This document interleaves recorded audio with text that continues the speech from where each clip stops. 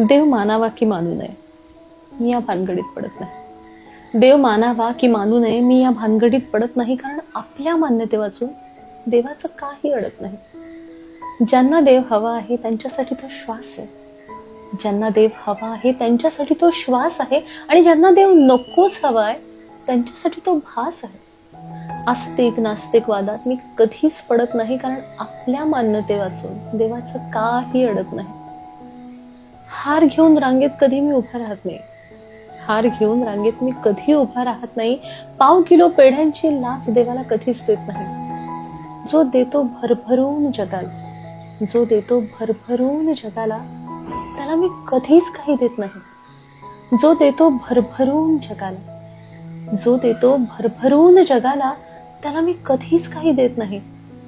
आणि आपल्या मान्यते वाचून देवाचं काही अडत नाही.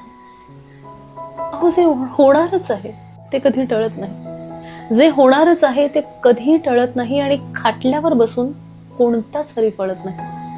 म्हणून मी कधी देवाला वेठीला धरत नाही, आणि आपल्या मान्यते वाचून देवाचं काही अडत नाही. देव देवळात कधीच नसतो, देव देवळात कधीच नसतो.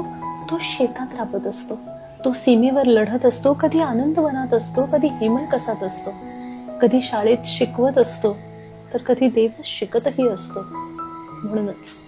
म्हणूनच मी देवळात कधीच जात नाही, आणि आपल्या मान्यते वाचून खरं तर देवाचं काही अडत नाही. आपल्या मान्यते वाचून देवाचं काही अडत नाही. हो ना?